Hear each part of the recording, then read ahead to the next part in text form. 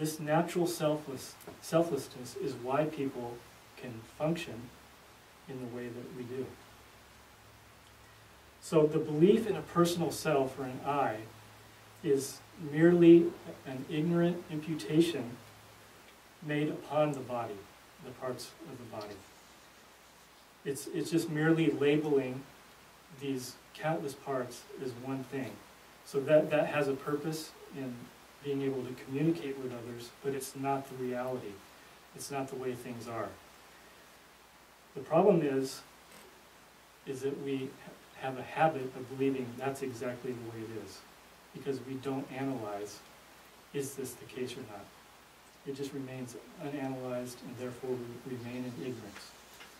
So the belief in the phantom or self, this phantom self or I, must be reduced and eliminated, because all ignorance, according to Buddhist teaching, produces suffering. And clinging to this gross I or self is the grossest form of ignorance, and therefore it produces the most intense and the deepest form of suffering.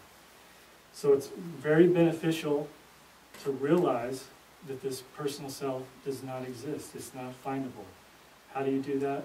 You repeatedly analyze in this way. So, having analyzed the personal self and not found it to be singular, permanent, or independent, then we move on to the self of phenomena. Here we're going right to the root of what we call material phenomena. So think for a moment about the smallest imaginable subtle particle of matter that exists. It's the fundamental building block of the universe.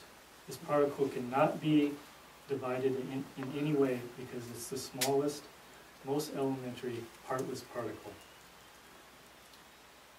In order for such a particle to form gross matter, all of these particles would have to be combined in some way.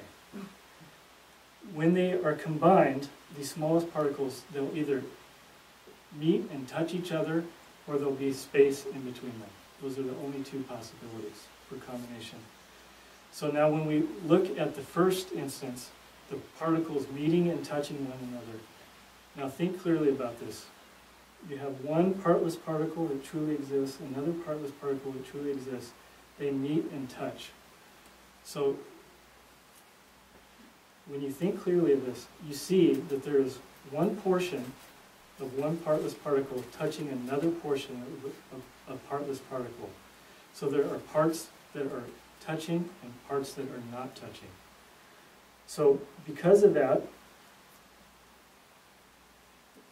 it is impossible to think of this partless particle.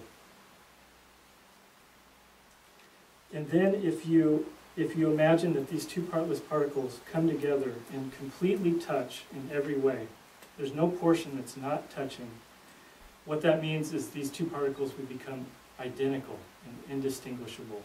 They would essentially become one thing. So if that were to occur over and over again, then gross matter could never be formed. So,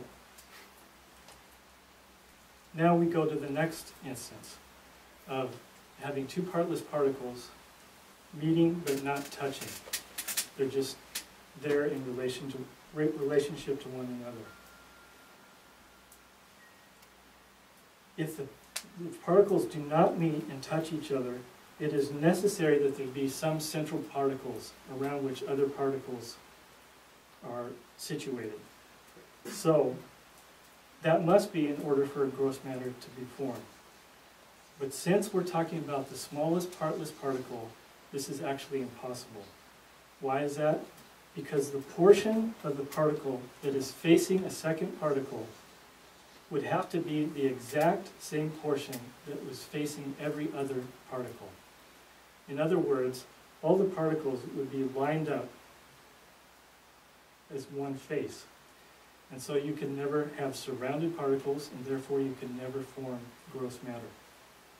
So taking this logic into consideration, that for gross matter to be formed, there needs to be this directionality with regard to the parts.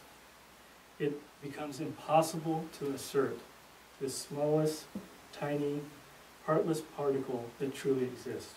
It simply cannot be. Since these partless particles cannot be found through investigation, then you have to realize that all gross phenomena also lack self-nature. This is very important to contemplate and think about.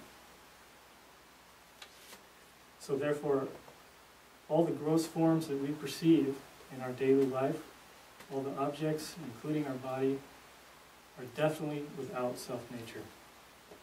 So what's the conclusion of this? All the phenomena in our bodies lack self and are naturally empty.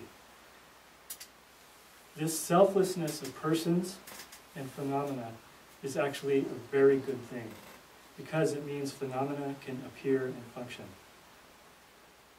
Selflessness is not something to fear because it's the reality. It's not nothingness, it's not annihilation. Because of selflessness, then there is existence. Things can appear, phenomena can appear, and we can experience them. So therefore it is reality. It's our primordial condition, and right now we are selfless and always have been. So there's not some danger lurking out there in investigating selflessness and emptiness. So when you repeatedly investigate this and start to develop a faith and certainty in that, then that investigation will gradually reduce your clinging to the phantom self, of self and phenomena. And then when we eventually realize this directly, this selflessness or emptiness, that is called enlightenment. And this enlightenment is not a nothingness, it's peace and it's bliss. Because we're no longer squeezing after a phantom. So this is just a small sample of Buddha's teaching regarding reality. And it's very exciting to research that, and I encourage you to do that. And I especially encourage you to research this text called The Buddha Path, written by my teacher, Dzogchen Khenpo Choga Rinpoche. It includes many profound teachings from Buddha and has brought happiness to countless beings. Thank you.